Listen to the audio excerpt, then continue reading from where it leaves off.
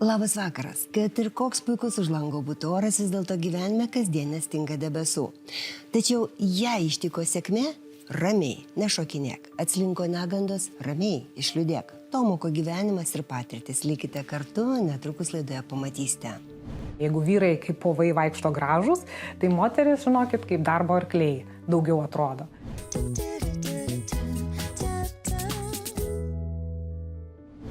Kita istorija ir kitokie ženklai. Verslo moteris Jurgita Bažanovienė sako, gyveno ir nesijautė laiminga. Nors 4 jos vaikus augino auklė, namus prižiūrėjo tvarkytoja, nestigo ir pinigų. Visgi niekas nekėlė džiaugsmo. Ir kai po 7 intensyvių metų Jurgita pirmą kartą išvyko atostogų Tibeto kalnuose, moteris vos nenumirė. Pripažįsta, patirtis ją taip supurtė, kad savo gyvenimą jie apvertė aukštyn kojomis.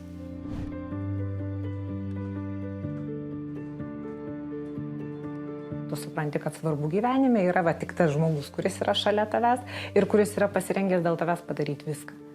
Viskas, visa kita tau dingsta iš horizonto. Ar tu supranti, kad tai, ką tu ten darei ir įsivaizdavai, kaip tu čia sėkmingai keli karjeros laiptais, tai tas tiesiog iš viso, net apie tai net nesusimastai tuo metu. Susidūrimas su mirtimi Jurgita Bažanovienė privertė perdėlioti savo gyvenimo prioritetus. Iki tol jis sėkmingai kopė verslo laiptais, dirbo vienoje didžiausių nekilnojamo turto vystymo bendrovių. Darbas, sandoriai buvo pirmoje vietoje, šeima gi likdavo antrame plane. Vienu žodžiu, aš buvau tokia tipiška, reiškiasi, karjeristė ir labai žinojau, kaip aš noriu iš gyvenimo gauti ir ką gauti. Ir kad man reikia ir pinigų, ir karjeros, ir pripažinimo, visko. Kai visą tai pasiekiau, tada aš, bet kažkaip tai nefainai jaučiuosi vis tiek. Kas iš to? Batus geresnius galiu nusipirkti, kostiumėlį brangesnį, ir... O viduj, o vaikai. Ir tada tu supranti, kad ne taip. Po 7 intensyvių darbo metų lėkimo verslo pasaulyje Jurgita nusprendė stabtelėti, išeiti atostogų. Sako, suvokiau, jog pasiekiau karjeros piką, gaunu labai gerą atlyginimą, esu mylima profesinėme kelyje, tačiau viduje pradėjau jausti tuštumą. Man davė pirmą kartą 3 savaitės atostogų. Tai jau, kaip aš sakau, jeigu nenorit, kad jūsų darbuotojai keistų darbų, tai neduokit 3 savaičių atostogų. Nes aš tada 3 savaitės turėdama, aš jau pradėjau galvoti ir suprasti, kad tas gyvenimo būdas, kurį aš gyvenu, man visiškai nepatinka ir netinka.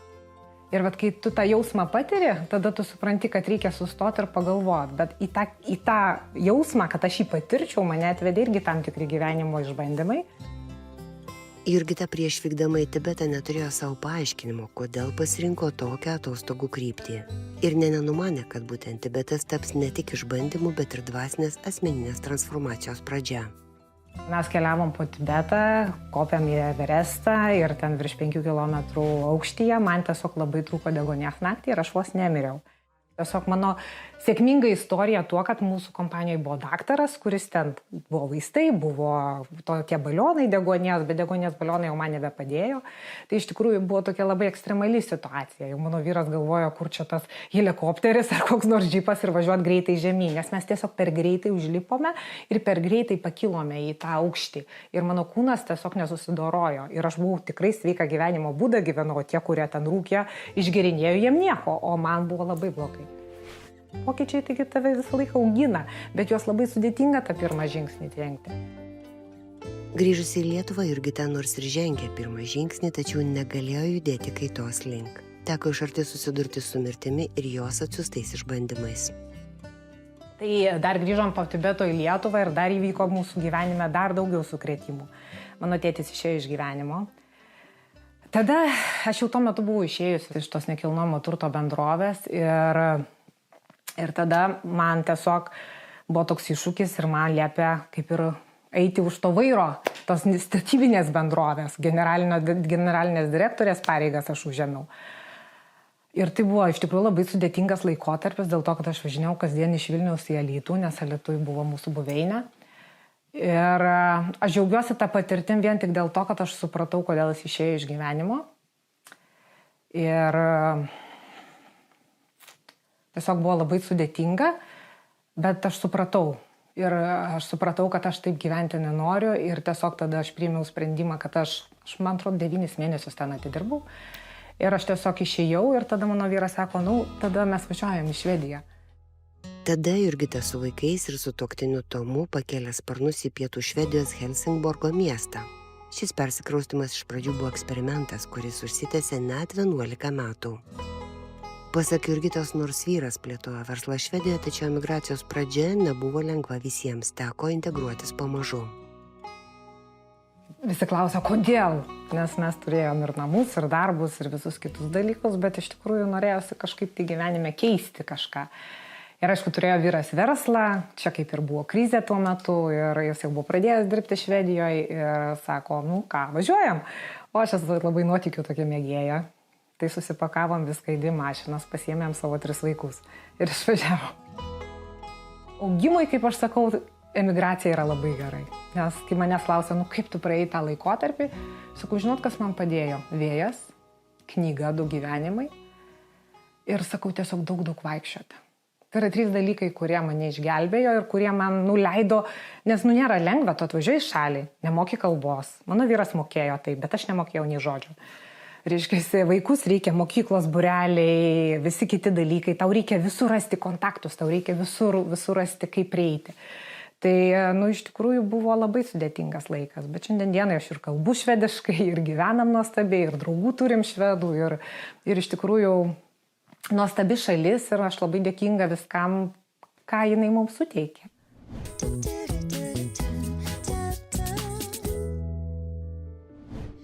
Netrukus dar grįšime į pasakojimą, dabar pats laikas anonsams. Likite su LRT televizija. Jis sako, aš nežinau, ar mes dar gyventumėm, jeigu būtum tu ta, kuri buvai. Nes, kuris vyras gali pakęsti žmoną, kuri būna ten namie, nežinau, naktį, bet jinai tiesiog miega, ir vakare ten 1-2 valandas. Ta prasme, tai kažkurį laiką tu gali taip gyventi, bet tavo vaikų negali auginti svetimi žmonės. Tai yra tiesiog neįmanoma.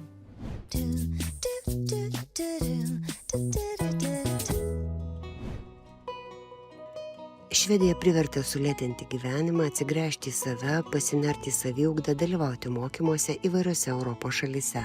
Lietuvės interesų lauke atsirado moteriškumo tema.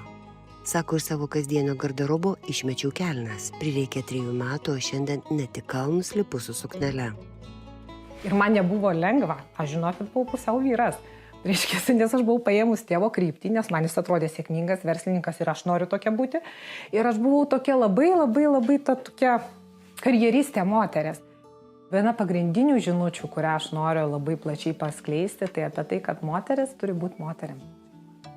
Labai ypatingai Skandinavijoje gyvendama matau, kaip griauna moteris patys savo gyvenimus ir apskritai, kaip ir net šalies visą, netgi, sakyčiau, netgi iš ekonominės pusės žiūrinti tą dalyką. Dėl to, kad moteris ten visos vaikšto nelaimingos. Jeigu vyrai kaip povai vaikšto gražus, tai moteris, žinokit, kaip darbo arkliai daugiau atrodo. Tai šitoje vietoje sutikti labai gražią Skandinavijoje moterį, tai iš tikrųjų jų yra, bet jos jau labai vyriškos pasidarė. Jurgita stebi aplinką ir besikeičiančius vyro ir moters vaidmenis pasaulyje. Jos sutuoktinis Tomas teigiamai priėmė pokyčius. Jurgita prisipažįsta, sunku įsivaizduoti, kas būtų, jeigu būčiau likusi karjeristė. Jisai labai džiaugiasi tuo. Jis sako, aš nežinau, ar mes dar gyventumėm, jeigu būtum tu ta, kuri buvai. Nes, kuris vyras gali pakęsti žmoną, kuri būna ten namie, nežinau, naktį, bet jinai tiesiog miega, ir vakare ten 1-2 valandas. Ta prasme, tai kažkurį laiką tu gali taip gyventi, bet tavo vaikų negali auginti svetimi žmonės. Tai yra tiesiog neįmanoma. Ta prasme, moteris turi skleisti tai, ką jinai turi skleisti. Jinai turi auklėti savo vaikus, jinai turi gaminti savo šeimai maistą. Nes maistas tai nėra tik maistas, tai yra meilė, tai yra energija. Ir kažkada aš nemėgau maisto gaminti. Bet mane labai gerai mano vyras išmokino gaminti. Žinot, kaip padarė? Aš jam pagaminau maistą, o jis sako, vedę gal metus buvom. Pagaminau ir jis sako, čia šiukšlių dėžiai. Ir išmetė viską iš šiukšlių dėžę. Metus vedė. Aš viskas į ašarą, sakau, važiuoju pas mamą. Paverkiau, galvoju, yra 2 variantai. Arba tikrai važiuoti pas mamą, arba išmokti valgyti gaminti. Anot Jurgitos, moteris dažnai užmiršta, kad būtent jos sutuoktiniui padeda augti tiek asmeninėme, tiek profesinėme kelyje. Šiandien jis su 4 vaikais ir sutuoktiniu Tomu grįžta į Lietuvą, kur lekia į sodybą Dzūkijos miškuose. Prie Merkio Rūlo santuokos juokaudama sako, kas būtų pagalvojęs, jog laimė bus leisti laiką su šeima vienkiemyje, o ne vaikščioti Europos didmiesčių ir verslo džiunglėmis. Jei kas nors manęs būtų paklausę 18 arba 20 metų ir pasakė, kad aš turėsiu 4 vaikus, aš sakyčiau, jūs tikriausiai išprotėjot. Mano tikrai, kai aš baigiau mokyklą, žinojau, kad aš būsiu karjeristė ir kad aš iki 30 metų neturėsiu nei vyro, nei vaikų, nieko, man nereikia. Aš noriu gyventi. Tai va, tai, žinot, sako, mes planuojam, Dievas juokėsi, tai man taip ir įvyko, 23 metų aš ištekėjau, dar po metų gimė pirmas vaikas, nieks neplanuotai. Reiškia, taip turėjo būti. Tai va, viskas įvyko taip, kaip turėjo įvykti, bet aš tikrai niekada apie tai negalvojau ir negalvojau, kad pas mane bus tokio dydžio šeima. Bet dabar tai yra geriausia, kas įvyko ir aš, kaip sakau, tam pirmam savo sūnui, sakau, tu žinok, geriausias dalykas, kas įvyko mano gyvenime ir būtent tuo metu. Ir mes labai dažnai nubėgam taip greitai, kad tada, kai tie vaikai jau dideli, tu galvoji, kodėl jie taip greitai užaugo. Ir aš net nepasidžiaugiau tuo laiku, kada buvo laikas, kada jiem labiausiai manęs reikėjo. Ir kai paskui ateina pas mane žmonės ir sako, jo, žinai, aš jaučiuosi ten nelaimingas, viską turiu, bet vis tiek blogai jaučiuosi ir visai kita. Ir tu atkapstai tą vaikystę, jie nueina į tas scenas ir tu supranti, kad tėvų nebuvo, tėvai nedavė to, ko jam reikėjo. Bet dabar, kai jau jam 40, jam nereikia prašyti tėvų, jam vienintelis žmogus, kuris gali padėti jisai pats. Jis turi užpildyti save tuo, nes tėvai davė tiek, kiek galėjo duoti, o jis turi užpildyti save tuo, ko jam reikia dabar ir ko jam trūksta. Pašnekovė šeimoje vyrauja griežtos ugdymo taisyklės. Pasak 4 vaikų motinos, viena pagrindinių – gerbti suaugusių žmogų. Labai visi 4 individualistai, visi labai skirtingi. Ir aš pagal kiekvieną žiūriu, vienam reikia ten surašyti grafiką, ką jis kada tu turi daryti, o kitam reikia tiesiog pasakyti dalykus, kad okei, tu sutvarkai, padarai, viskas tvarkoj. Bet jie turi namuose pas mus pareigas. Pas mus jie gauna tam tikrą algą per mėnesį ir jie su tais pinigėliais tada, ką nori, gali daryti. Bet ta alga irgi yra susijusi su jų pareigom. Jeigu jos yra netliekamos tinkamai arba netliekamos visai, tai ta alga mažėja. Tai reiškia, jie nuo šiandien dienai pas mane visi vaikai užsidirba savo pinigus. Netgi tas 14-metis prižiūri vaiką ir jisai kaip auklė užsidirba 7 eurus į valandą. Šiukšlių nešimas yra privaloma, lovų klojimas yra privaloma. Reiškia, tvarka kambarį aš niekada nesikišu į tą dalyką, nes mes visi skirtingi ir tvarką suvokiam skirtingai. Tai aš dažniausiai, kad nesinervuočiau, uždarau duris, nes tikrai tvarka labai skirtinga pas visus jos. Tai šitai vietai labai svarbu jiem ir leisti būti kaip tokiom asmenybėm, bet kartu turi būti ribos. Arba miegojimas ten, sakykime, 10 valandą vakaro privaloma. Vėliausiai čia jau, sakykime, mažoji, tai ten jau 8:30 miega. Bet, sakykime, tie jau vyresni, jie miega. Telefonai palikti kolidoriui.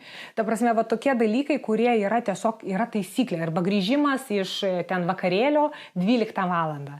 Tai yra taip. Ir viskas, jeigu jau tau 18, tai jau kita tema, bet jeigu dar tau nėra 18, tai yra tokios taisyklės. Ir jeigu tu jų nesilaikai, natūraliai tie pinigėliai tirpsta. Man buvo iššūkis labai didelis. Ypatingai sakau su tuo trečiuoju, kai jisai Švedijoje užaugęs, jam viskas galima, jis su visais antu, jis su visais, reiškia, pasakys, mokytas nepatinka, jis jam ir pasakys. Reiškia, arba ten duos atgal kažką. Tai, ta prasme, buvo labai daug tokio dalyko. Tai šiandien dieną jau sakyčiau, jau mes įgauna kažkokį švelnesnį bendravimo, sakykime, būdą, bet buvo sudėtingos laikas, jo. Jurgita teigia vaikus, bandanti irgi užkrėsti sveiką mitybą. Pati sąmoninga mityba susidomėjo dėl mamos, kuriai norėjo padėti mesti svorį. Vėliau tą patį išbandė ir jos sutuoktinis. Filmavimo rytą baigėsi moters 3 dienų iškrova badaujant. Ir paskui aš ištekėjau ir mano vyras, kol jis buvo tik jaunavedžiai, jisai buvo normalios formos, bet santuokoje, sako, moteris pastoja ir vyras panašiai, tik moteris pagimdo ir sulėknėjo, o vyras ne. Tai pas mus labai panašiai vyko. Ir aš tada galvoju, gerai, kaip aš jam galiu padėti, Toks klausimas man visą laiką buvo. Aišku, ir tuo pačiu mamai norėjosi visą laiką padėti. Ir aš tada atradau tą sąmoningą mitybą, nesakau, viskas padovanoju, darom kartu. 3 mėnesius, reiškia, tą programą visą padarėme. Ir ką jūs galvojat, minus 15 kilogramų. Ir jo požiūris į maistą, į mitybą pasikeitė kardinaliai. Ir aš galvoju, wow, veikia, jeigu su juo veikia, reiškia, su visais veikia. Ir aš pradėjau tom žiniom dalintis. Kadangi, klausiau tokią labai žymę daktarę ir jinai pasakė, kad ypatingai moteriam virš 40, tam, kad susireguliuotų hormoninė veikla, tam, kad restartuotųsi mūsų imuninė sistema, mūsų metabolizmas, yra labai sveika 3 dienas į pusę metų pabūti tik su vandeniu. Tai aš jau tai buvau daręs pavasarį, tai čia man gavosi biški anksčiau negu pusę metų, bet kadangi norėjo labai daug žmonių, kurie man labai brangus, tada aš sakau, gerai, darom. Tai šį savaitgalį kaip tik vyko tas detoksas 3 dienų, tai aš galiu pasakyti, kad tai yra nuostabu ir tai ne vien man. Visos išvažiavo 3 dieną vakare, pilnos energijos ir sako, net nesinori maisto. Iš principo žmogus valgo per daug. Dauguma žmonių vidinę tuštumą bando užpildyti maistu. Bet Jurgita sako, kol nenusiims psichologinio barjero, tol varsti šaldytuvo duris. Ji nebejoja. Sveiką mitybą galima užkrėsti ne tik šeimos narius, bet ir aplinkinius. O šitie paravykai bus dabar mano pietus. Ką aš darau? Tai aš darau labai paprastą dalyką. Aš tiesiog išmokau žmonės gyventi kitaip. Ir parodyti, kad tai yra faina, kad taip gyventi ir maitintis yra lengva, nes patiekalo ruošimas užtrunka nuo 15 iki 30 minučių maks, nes aš esu iš tinginių, aš nemėgstu ten stovėti po 2 valandas, dėl to niekada nedarau cepelinų, reiškiasi, nes tai yra ne man dalykai skirti. Bet tai, ką aš darau, man užtrunka pusę valandos maisto ruošyba. Tai šitoje vietoje iš tikrųjų gyvenimo būdas jis labai mums daug duoda. Ir kai kurie žmonės sako, aš pasportuosiu ir tie svoris nukris. Nieko nebus, jeigu tu nepakeisi mitybos įpročių. Jeigu tu kolą toliau gersi, užkasdamas sausainukų, būsi ten pat.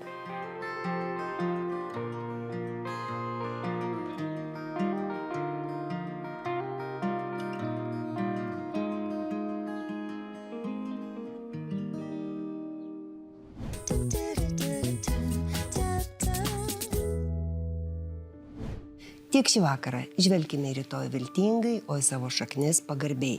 Ir likite su LRT televizija.